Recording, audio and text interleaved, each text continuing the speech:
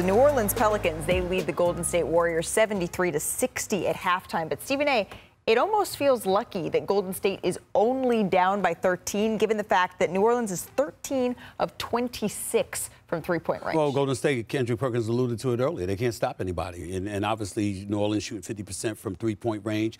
They came out strong, shooting the ball well from the perimeter, led by C.J. McCollum and this kid Hawkins that Kendrick Perkins was bragging about during commercial and stuff like that. We get that.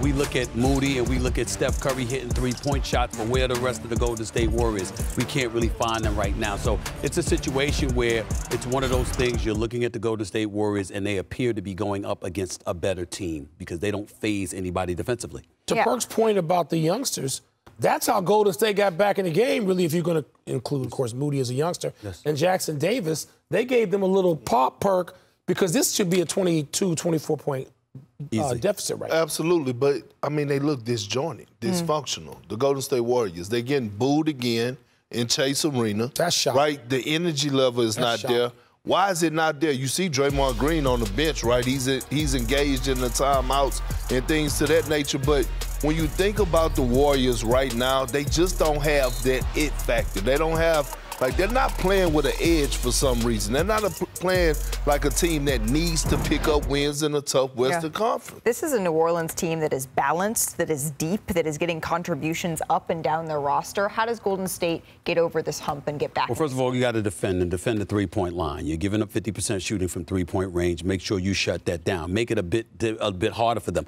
Contest, contest, contest. That's how they won championships. They were able to defend. I'm saying what they should do, Perk. I didn't say they could do it. No, I'm not saying that, but here's the fact of the matter.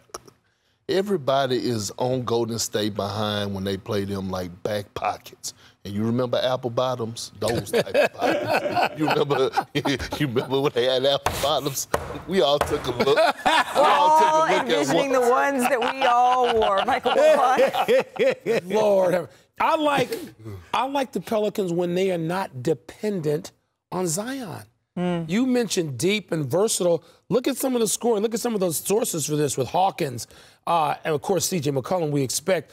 But Jones becoming more occasionally an offensive factor.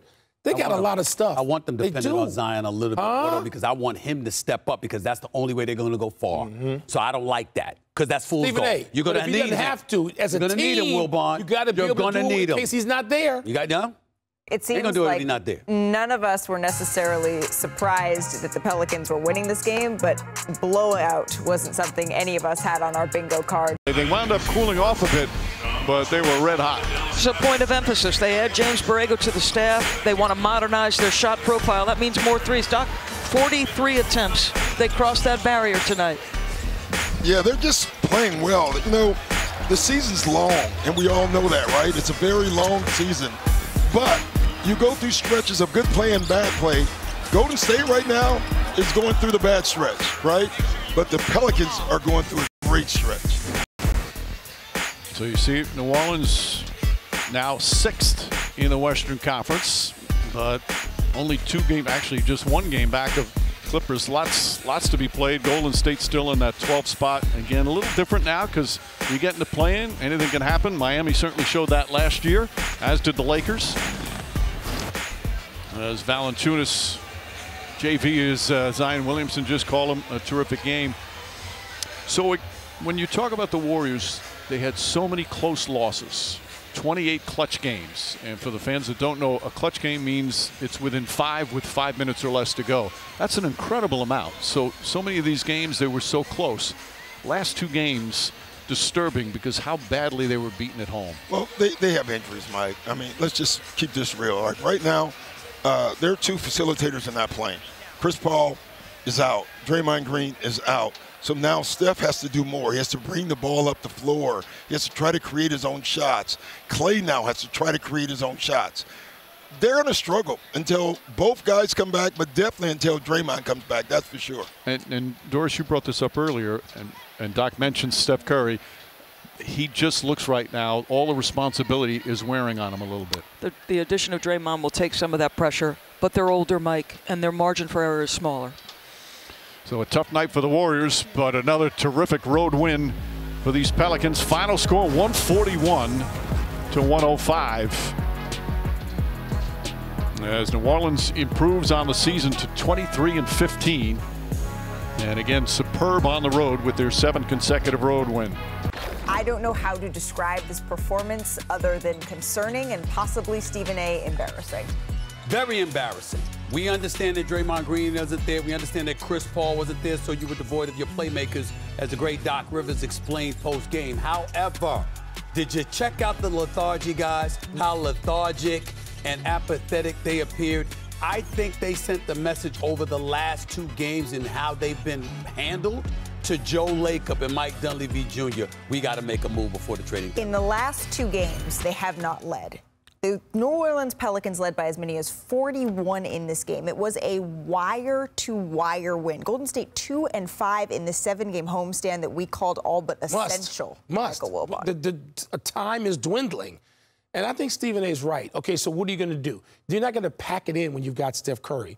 That means you're going to do something at the trade deadline. But which way are you going to go? Are you going to go for young help and try to improve yourself now and for the future as you look out for the franchise? Or are you going to try to find somebody to do what Andrew Wiggins used to do for you? Or you could think about looking at the sideline when Draymond was talking or trying to speak to the team. No one was listening. This team is not engaged. It's almost like they don't like each other. And you're looking at Steph's body language. Look, I mean, you got one guy, everybody else just kind of like lingering around. But here's the fact of the matter. We talk about Andrew Wiggins possibly, being the piece to be moved, maybe Klay Thompson. But how about Mike Dunleavy and Joe Lacob going to Steph Curry and say, hey, what you want to do? What you want to do? They owe it to him. And would anybody be upset if Steph Curry actually wanted out of Golden State? And this is not a hot take. Kobe Bryant did it publicly, although did we really believe he wanted to leave? Yeah, but remember, he did it because the organization wasn't listening to him. That's not the case in Golden State. I understand that, but what I'm saying is no one would frown upon Steph Curry if he I don't know, out. man. I don't know about that. Tidal wave. Yeah. For what? You know why? Because But he won't do it. Because he won't do it. He won't do it. He won't do it. But here's the other thing real quick. Joe Lacob and the organization has proven they'll make whatever modifications necessary. But what modifications are out there? I don't know. You can't go get a Kevin Durant. Well, that's what I'm saying. But you got to give him a chance. With the new CBA, the 2nd April, 1st Give him a April, chance. 3rd April. What April we wear? All of the aprons, the mini aprons, the tie around the waist What you aprons. gonna go Golden get? State needs to do Me? something. It is clear. In the meantime, Burke, did you ever throw outlet passes like that? No. We'll be back.